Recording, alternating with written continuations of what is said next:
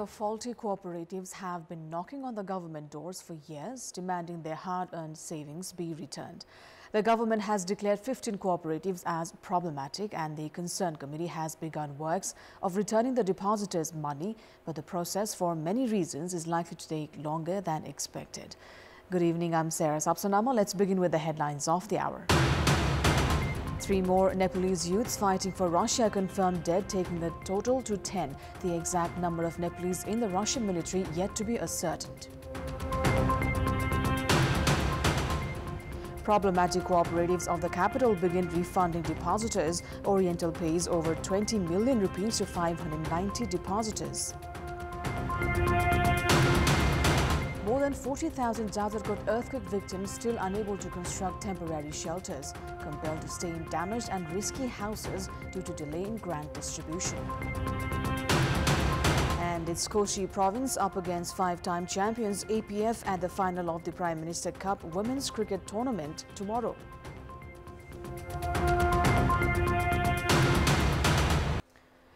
Three more Nepalese youths fighting for Russia have lost their lives, as spokesperson for the Ministry of Foreign Affairs Amrit Rai has confirmed of their deaths. They were fighting for Russia in its war against Ukraine. The deceased have been identified as Xiangza's Hari Prasad Aryal, Kailali's Bharat Bahadur Shah and Dhading's Rajkumar Giri. This takes the death toll of Nepalese fighting in the Russian military to 10.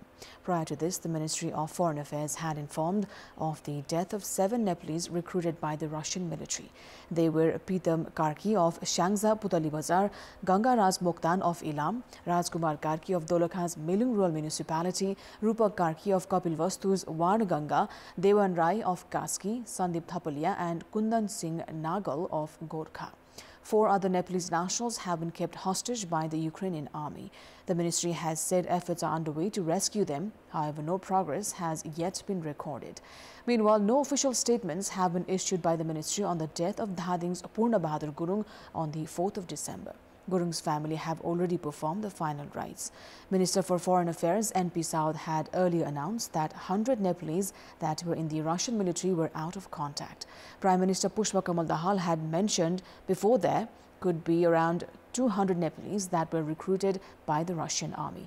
The ministry has said efforts are underway to ascertain the number of Nepalese in the Russian army through the Nepalese embassy in Russia and the Russian government. However, a response is still awaited.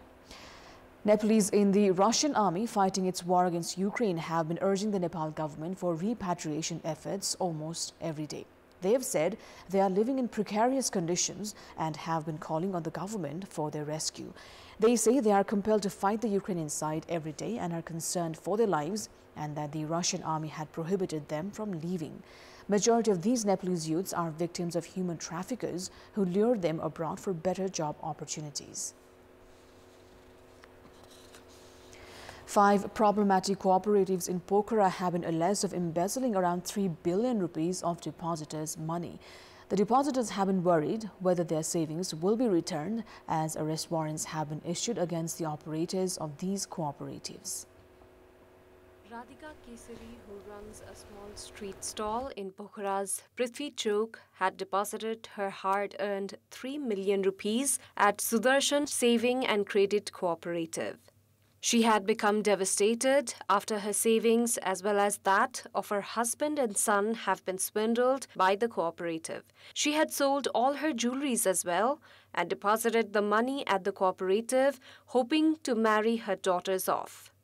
The plight is similar for 35-year-old Prakash Paudel, who had deposited 6.5 million rupees at Mitra Milan Saving and Credit Cooperatives. Paudel, who had migrated to Pokhara from Parbat in the fiscal year 2070, has been operating a mobile phone store there.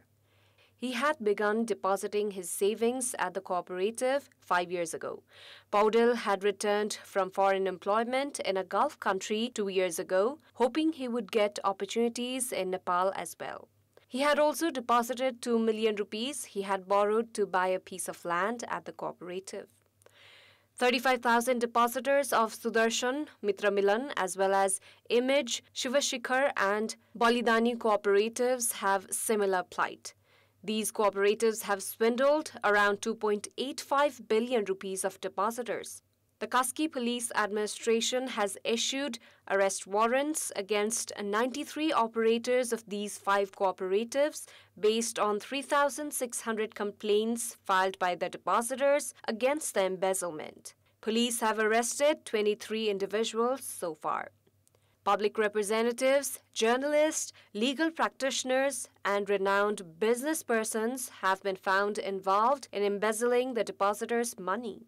Furthermore, Gitendra Babu GB Rai, who is the operator of Sanopaila Saving and Credit Cooperative in Birganj, Parsa, has been absconding after embezzling around 1.35 billion rupees of depositors' money. The cooperative, which was registered in the fiscal year 2067-68, had been operating its office in Adarsha of Birganj, which is now padlocked. The depositors of the cooperative say that the operator has absconded after embezzling around 1.35 billion rupees deposited by around 1,000 businesses between Ghantaghar and Adarsha. 52 complaints have been filed against the cooperative at the District Police Administration Parsa since 6th of August. The government has declared 15 cooperatives as problematic as the number of complaints of them failing to return depositors' money have been piling up. The problematic cooperatives management committee has returned the deposits from 3 cooperatives, while Oriental has begun returning the money of its clients. According to the committee, Kuber Cooperatives has returned 5.7 million rupees of 10 depositors, while Standard Multipurpose Cooperatives has returned 7.5 million of 16 depositors. Chartered Saving and Credit Cooperatives has returned 110 million rupees of 14 depositors, and the committee has made Oriental Cooperatives that had failed to return its depositors' money since 11 years to begin to do so. The cooperative has returned 20 million rupees so far of 519 individuals and is in the process to return 210 million rupees of 84 others. Around 4,190 million rupees had been stranded at Oriental since 11 years. Now, it's been 2 months since the massive Jajarkot earthquake that destroyed the homes of over 35,000 families. At least 13,000 of the victims are still awaiting the government grant to build temporary shelters. So far, just around 21,946 victims out of the 35,140 listed by the government have signed the agreement with local levels to build temporary shelters. 13,000 are yet to receive the first tranche of the grant money. The Juni Chade rural municipality distributed the first installment to 155 out of the 2,563 in the beneficiaries list. The remaining are compelled to live in damaged and risky houses due to increasing cold. Last week, the government had disbursed 64,750,000 rupees. However, the rural municipality delayed releasing the payments to the beneficiaries. Elsewhere, in Bheri municipality, around 4,478 of the 6,631 victims have received the first installment, and just around 150 temporary shelters have been constructed there. In case of Nalgard municipality, just 234 victims out of the 8,097 have received their first installment. Now, around 68,000 households altogether across 5 districts had been affected by the October earthquake in Bajhang and November earthquake that struck Jajarkot as epicenter. 40,000 of these households have yet to receive full support for building temporary shelter, while 25,000 have yet to receive the first installment of the government-announced grant to build shelter. Just around 124 of the 4,573 victims in Bajhang district have signed an agreement for a government grant. 15 temporary shelters have been made in the past 3 months. The government had announced of providing 2 installments of 50,000 rupees each to the victims. However, so far only 42,000 have received the first installment, and just around 15,000 temporary shelters have been built. In Rukum West, 19,717 of the 23,608 beneficiaries have received the first installment, and 7,117 temporary shelters have been built, while 9,664 are in the process of construction. The scenario is no different in Bajura and Salyan. Out of the 1,730 earthquake affected in Salyan, 580 have signed the agreement and 71 structures have been built. In case of Bajura, none of the 2,729 affected by the earthquake have built temporary shelters, despite the local levels disbursing over 7 million rupees into the accounts of the beneficiaries. 34 earthquake victims have lost their lives to cold this winter. The delay in constructing temporary shelter has raised the risk of more cold-related ailments among the earthquake victims. And it's time now for our segment Public Pulse, where you text us with your opinion. Public Pulse. But before today's question, let's take a look at the results from yesterday's poll. Yesterday, we'd asked you why are problems resurfacing at the juvenile correctional facilities. 27% voted for option A, lack of legal clarity, 6% for B, absence of coordination, and 67% for C, managerial flaws. Here's today's question. What's your take on the government's failure to provide temporary arrangements for earthquake victims despite the lapse of 2 months? Your options are A, federal government's apathy, B, inability of the local levels, and C, lack of coordination. The voting is on. Type NEWS, select your option A, B, or C, and send it to 34001 to share your opinion with us. The committee formed to formulate an amendment draft to the National Assembly Regulation 2075 has prepared for a draft with the aim of making the upper house more effective. The committee's 14th meeting held today finalized the draft after holding discussion on each amendment proposal. Based on the proposed amendment, 4 thematic committees will now get to discuss on proposed bills as opposed to just the Legislative Management Committee that was doing the job so far. Another amendment has been proposed to make it mandatory for the concerned minister to attend the meetings and furnish answers. Likewise, a proposal has been made for an annual meeting for the coordination to make National Assembly members more accountable to the voters. Amendment proposal has also been made to form a Women's Coordination Committee under the leadership of the National Assembly Vice Chair.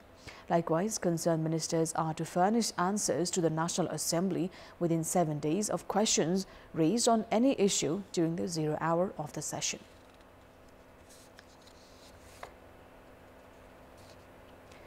The Transport Management Office under Bagmati Province sees massive crowd every day to pay their taxes despite the government's repeated announcements of delivering online services to make it easy for service seekers. The Transport Management Information System, TMIS, introduced by the province government that would provide services related to vehicle taxes is not in operation any longer. The system had made notable impact on storing and accessing information on vehicle owners, determine tax amounts, and make online payments. However, the system has been inoperational for the past 5 months for software update reasons, and as a result, service seekers are compelled to queue in long lines every day.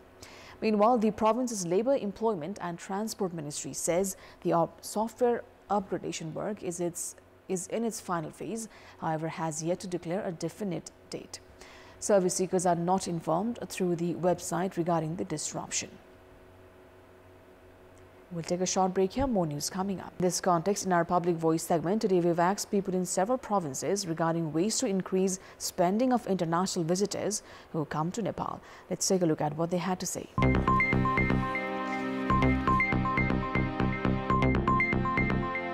पर्यटक आउने विधिको खोजी गर्न जरुरी छ। उनीहरुका लागि चाहिँ घुम्ने ठाउँ राम्रो बनाउन पर्यो। घुम्ने ठाउँहरुको विस्तार गर्नु र सेवा सुविधामा स्तरीकरण गर्नु आवश्यक देख्छु। खानपानको लागि होटलहरुको व्यवस्थापन हुन पर्यो। रानी महल, भैरवस्थान अनि गएर रिडी अन्यत्र क्षेत्रहरुमा पनि लग्न सकियो भने पर्यटकहरु लामो समयसम्म बस्छन्। राम्रो होटलहरु हुने, पार्कहरु हुने, बच्चाहरु लिएर आएका हुन्छन्, तिनीहरुलाई भुलाउनको लागि रमाइलो ठाउँहरु बनाउने। पर्यटकहरुलाई सुविधा कुनै किसिमको नभएको त्यस ठाउँमा ठाउँ त रमणीय छ तर जान मान्दैन। आखिर पर्यटकहरुले सुविधा नै खोज्छ। जुन होटलहरु छ त्यो होटलहरुमा हैन हाम्रो स्थानीय स्तरको हैन जुन प्रख्यात खाना छ, खाजा छ त्यो खाजा व्यवस्था गरिदिनु पर्छ। आउने जाने बाटो साधनहरुको व्यवस्थापन गरेर त्यो ठाउँमा पुर्याउने वातावरण बनाउनु पर्ने हुन्छ। वन जंगल प्राकृतिक स्रोतहरुलाई चाहिँ अब नेपाल सरकारले त्यही अनुसारको योजना ल्याएर चाहिँ प्रचार गर्ने। हाम्रो सांस्कृतिक सम्पदाहरुलाई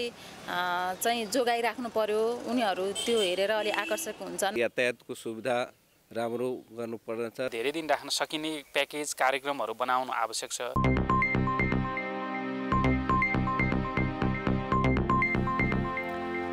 The Department of Hydrology and Meteorology has said winter days this year have not been as cold as previous years and that the trend is here to stay.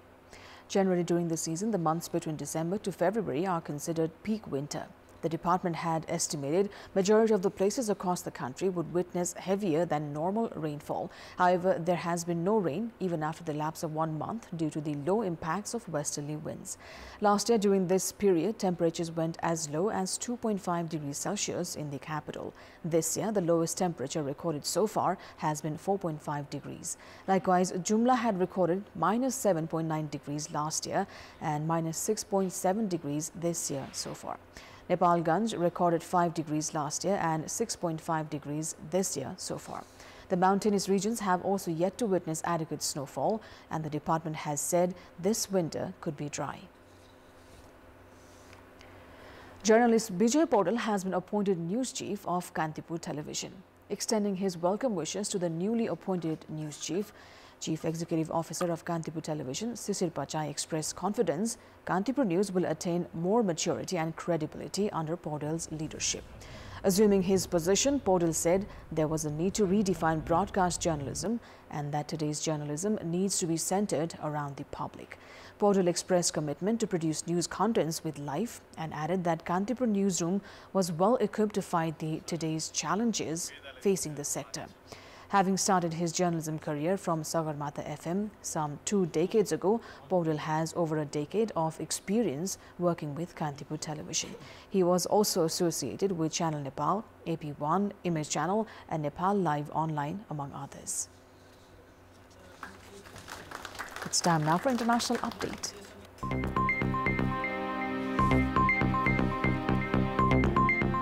5 people aboard a Japanese Coast Guard plane have died after their aircraft collided with a passenger plane at a Tokyo airport. The Coast Guard plane was due to deliver aid to earthquake-hit areas. A Japan Airlines plane was engulfed in flames after landing on a runway at Tokyo's Haneda Airport today. Live footage showed passengers fleeing the aircraft using inflatable slides and running away across the tarmac. Japan Airlines has said all 379 people on board, including crew members, were evacuated safely.